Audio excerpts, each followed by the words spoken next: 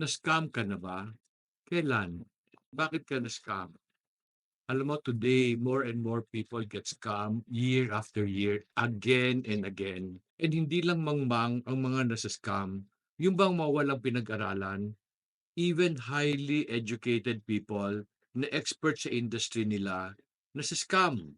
Alam mo ba that the global financial crisis that happened in 2008 happened because of a big scam created by the banking industry?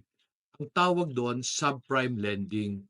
In order to be able to make more money and improve the economy, yung mga bangko nagpahiram sa mga tao na walang guarantee na magbayad.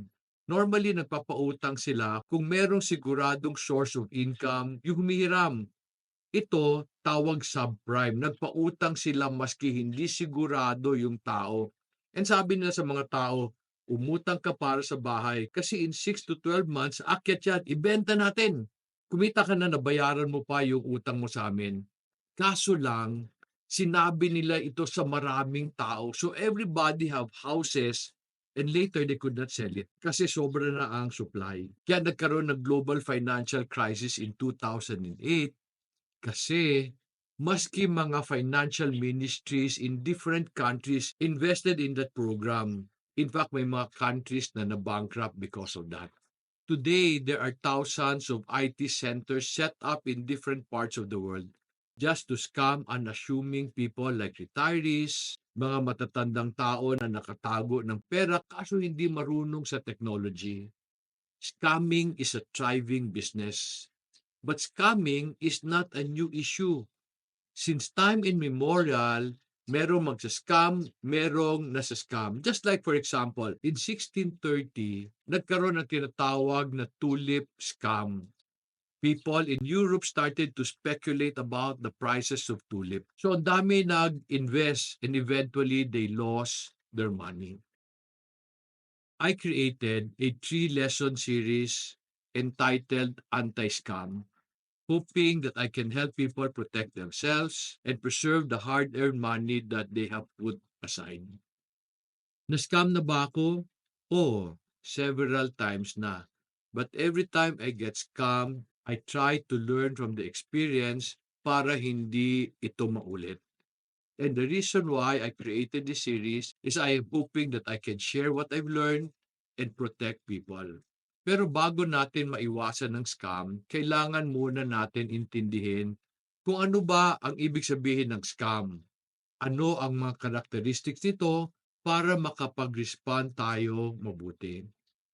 According to the dictionary, a scam is a deceptive scheme to con or cheat others of their money. The keyword is deceptive. Ano naman ang ibig sabihin ng deceptive scheme? Ang deceptive scheme is something na parang totoo, pero hindi totoo. Pag narinig mo, parang tama, pero parang may konting mali. So how do we know that something is a scam or a deceptive scheme? Ano ang karakteristik ng karamihang scam? These opportunities will promise quick gain to double your money in a year or less. Tapos dapat ka mag-decide ngayon, kaagad. Kasi sabi nila pag hindi ka magde-decide baka mapunta sa ibang tao. Sa mga scam, pera lang ang kailangan nila sa'yo. Hindi ka nila kailangan magtrabaho. You don't need to do anything and yet your money will grow. All scams are opportunities that are too good to be true. Pag narinig mo siya, ang ganda-ganda. Kaya tayo na-entice. Tapos as I studied the different scams that came my way, meron akong na-notice. Yung mga tao behind the scam are new in their industry. Ang claim nila is they saw something new na hindi nakita ng mga tao doon sa industry na yon. And so they call it game changer. Kaya pati experts naniniwala sa nag-scam sa kanila kasi parang totoo, pero hindi totoo. Let me just give you a clear example. Narinig niyo ba yung DV Bower opportunity in the past? There was this company named DV Bower offering business opportunities to people, especially overseas workers. Ang concept niya, bibili ka ng kambing or baka.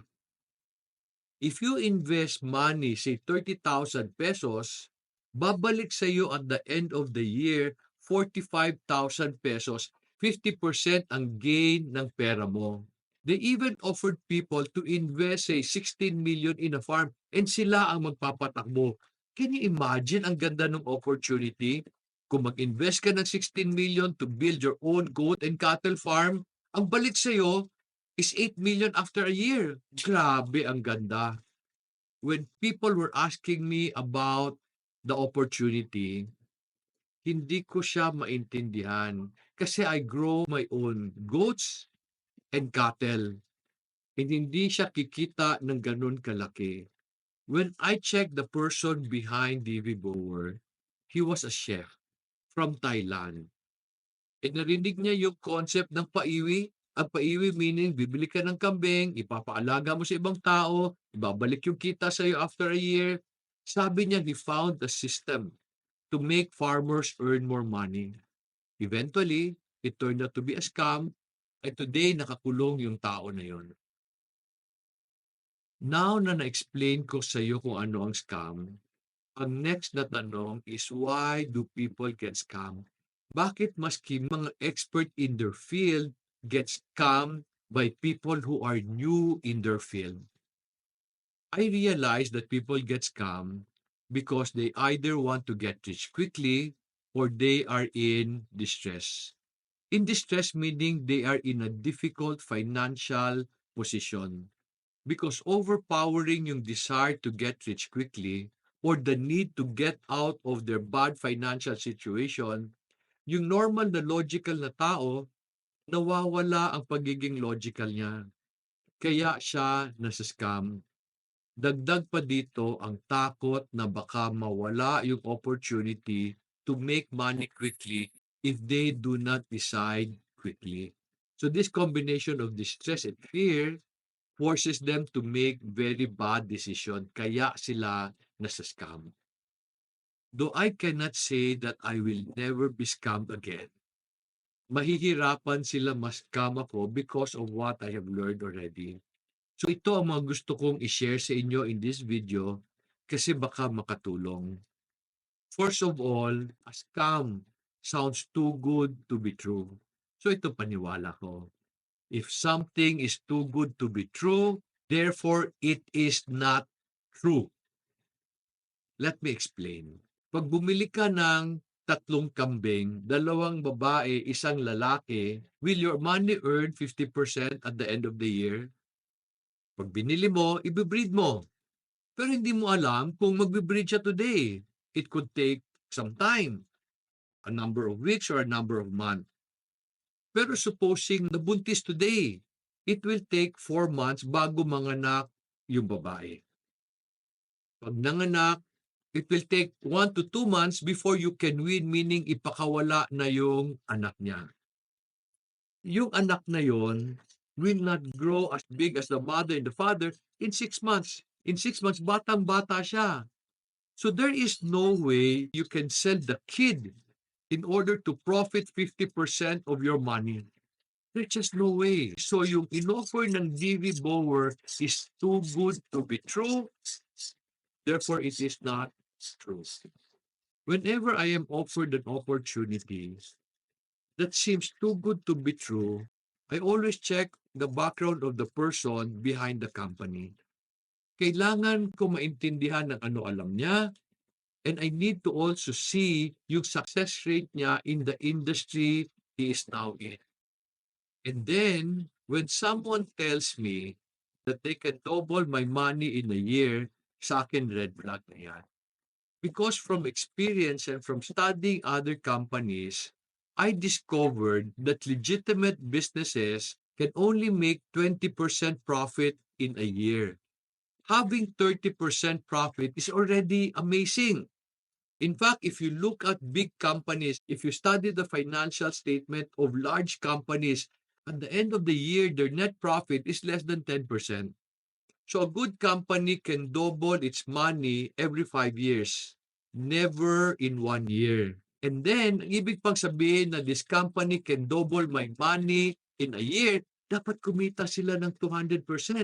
Kasi akin yung 100 eh. Siyempre sa kanila din ang 100. Alangan naman magpalugi sila. Pero supposing they found a way to double their money in a year. Ang tanong ko, ba't nila kailangan pera mo? Kasi kung ako sila, ang gagawin ko, I will borrow money from the bank at 12 interest per year. So ilalagay ko doon sa negosyo na maganda kasi it will earn 100%. Kung ako sila, hindi ko alagaan ang pera ng ibang tao. But you can say, mabait lang siguro sila. Walang taong ganun kabait who will take other people's money so that they can double it. Do you know that even Jesus did not give money to those who asked him for help? Kasi alam niya, ikakasira ng karamihang tao ang maraming pera. The reason why they need your money, kasi ikaw ang nagpapadami ng pera nila. Kaya nga tawag scam eh. As I end this video, I'd like to give you an advice. Kung ayaw mong ma-scam, you should take the counsel of Proverbs chapter 13, verse 11, when it said, wealth from hard work grows over time. God wants you to be rich, pero sa tamang paraan, sa tamang panahon. God does not want you to get rich quickly because riches can destroy you if your character is not ready. So friends, do not put yourself in a position na masascam ka. Manage your joy and understand that if you work hard consistently, you will eventually become rich. There are two more lessons on this anti-scam series, and we will put the link on the description below. Sana natulungan ka nitong video na to, maski konti. Pag natulungan ka, can you help me help other people? Can you share this video to friends and family who you need to protect? Kung natulungan ka nito, do me a favor. Subscribe to this channel, like the video, so that the algorithm of YouTube can share this to more Filipinos. Maraming salamat sa pagpanood and may God bless you.